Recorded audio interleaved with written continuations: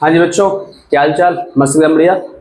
तो बच्चों, जैसा कि अपन ने एक चैप्टर स्टार्ट किया है एनएलएम, और इस एनएलएम चैप्टर का आज अपन पार्ट नंबर 2 करने वाले हैं, क्योंकि इसके पहले हमने पार्ट नंबर 1 ऑलरेडी कंप्लीट कर रखा है। ठीक है।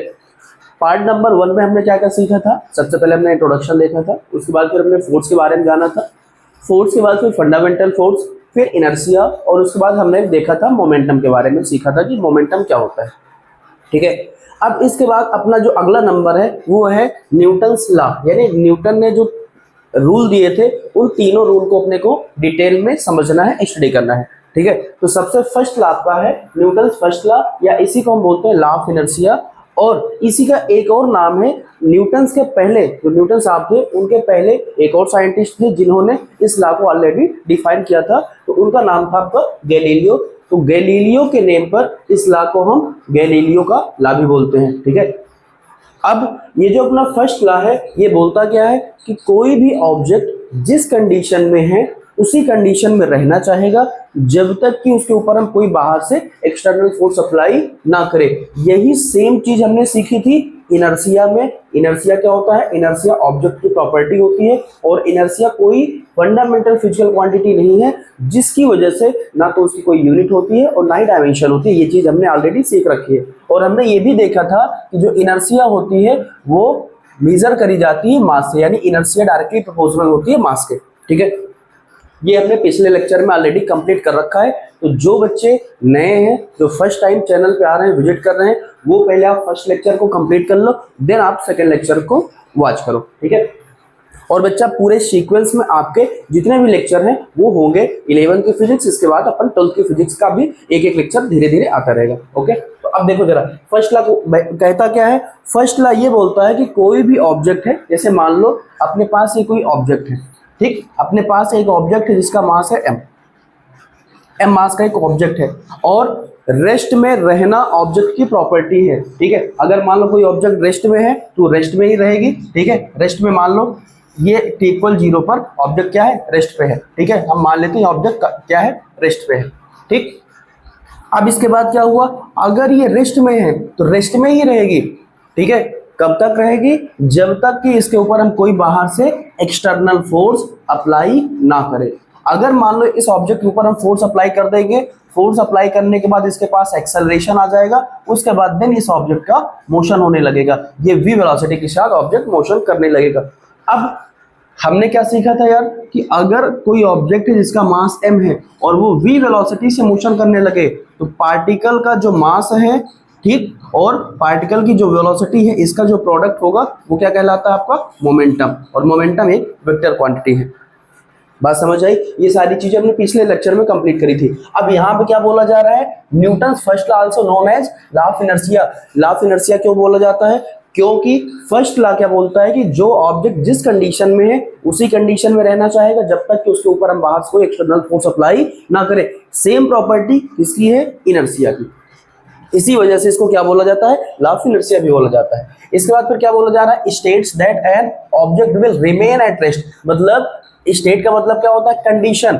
जो ऑब्जेक्ट जिस कंडीशन में, अगर मान लो वो रेस्ट में है तो क्या रहेगा? रेस्ट में ही रहेगा। अगर इन केस वो यूनिफॉर्म मोशन कर रहा है, ठीक है, यूनिफॉर्म मोशन कर रहा है तो क्या करेगा? यूनिफॉर्म मोशन ही करता रहेगा जब तक कि उसके ऊपर कोई एक्सटर्नल फोर्स हम बाहर से अप्लाई ना करें। अगर ऑब्जेक्ट रेस्ट में है तो रेस्ट में ही रहेगा, अगर यूनिफॉर्म मोशन कर रहा है तो यूनिफॉर्म मोशन करता ही रहेगा जब तक कि उसके ऊपर हम बाहर से एक्सटर्नल फोर्स अप्लाई ना करें। इसे हम बोलते हैं क्या? Law of inertia. ठीक, या न्यूटन का फर्स्ट लॉ।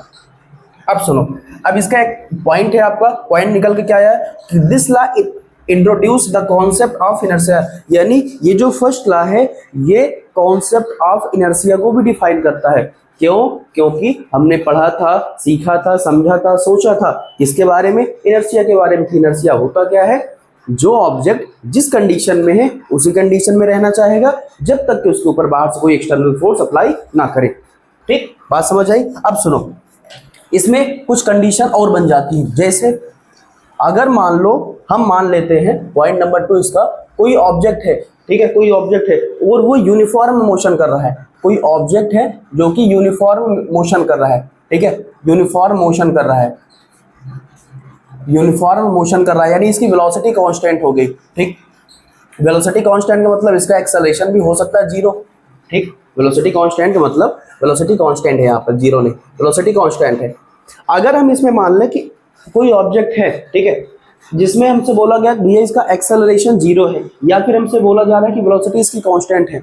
अगर मान लो हमसे ये बोला गया कि कोई ऑब्जेक्ट है जिसका एक्सेलरेशन जीरो है, इसका मतलब इसमें दो कंडीशन बन रही हैं आपकी। पहला, या तो वो ऑब्जेक्ट किसमें है, रेस्ट में है, या फिर वो ऑब्जेक्ट क्या कर रहा है, कांस्टेंट वेलोसिटी से मोशन कर रहा है।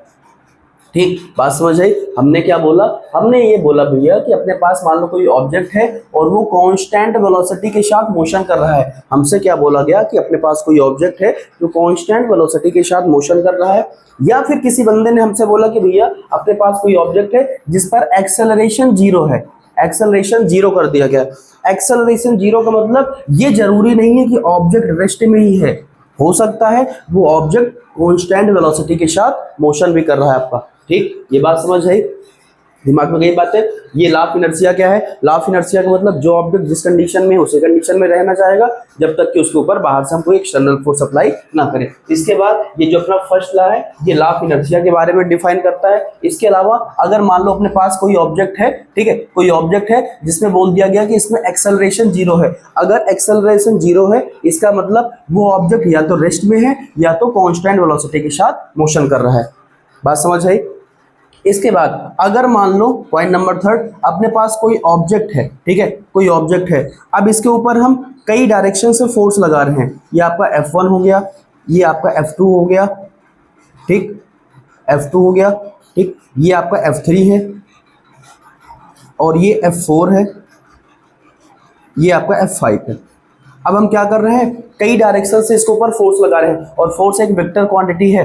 फोर्स क्या है, फोर्स एक वेक्टर क्वांटिटी है। अब अपने पास एक ऑब्जेक्ट है जिसका मास m है, ठीक है, मास इसका m है। हम क्या कर रहे हैं, इस ऑब्जेक्ट के ऊपर फोर्स लगा रहे हैं। ठीक, जैसे मान लो ये अपने पास एक ऑब्जेक्ट है, ये ऑब्जेक्ट है, अब इस पर हम क्या करें, चारों तरफ से फोर्स अप्लाई करें। जब चारों तरफ से इसके ऊपर फोर्स अप्लाई करेंगे और फोर्स लगाने के बाद इस ऑब्जेक्ट का कोई मूवमेंट ना हो, मतलब ऑब्जेक्ट क्या है, एक तरीके से बैलेंस में है। ठीक है, ऑब्जेक्ट क्या है, बैलेंस में, चारों तरफ से फोर्स लगाएंगे। अगर हम एक डायरेक्शन से फोर्स लगाएंगे, जैसे मान लो ऑब्जेक्ट है, हम क्या करें, इस पर पीछे की तरफ से फोर्स लगा दें तो ये ऑब्जेक्ट क्या कर जाएगा, आगे की तरफ मूव कर जाएगा।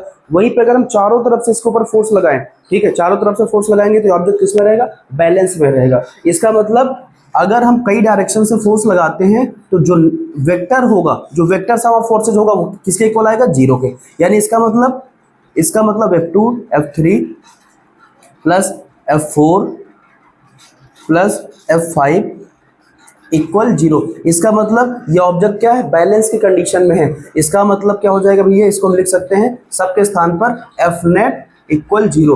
अब एफ नेट जीरो का मतलब क्या हुआ, ऑब्जेक्ट क्या है, इक्विलिब्रियम में है। ऑब्जेक्ट किसमें है, इक्विलिब्रियम कंडीशन में है। ठीक, ऑब्जेक्ट क्या है, इक्विलिब्रियम कंडीशन में है, या फिर इसको हम बैलेंस की कंडीशन भी बोल सकते हैं कि ऑब्जेक्ट क्या है, बैलेंस की कंडीशन में है। ठीक है, ये आपका फर्स्ट लॉ ऑफ मोशन है। बात समझ आई, दिमाग में कई बातें, एक बार फिर से इसको जरा समझ लो जल्दी से।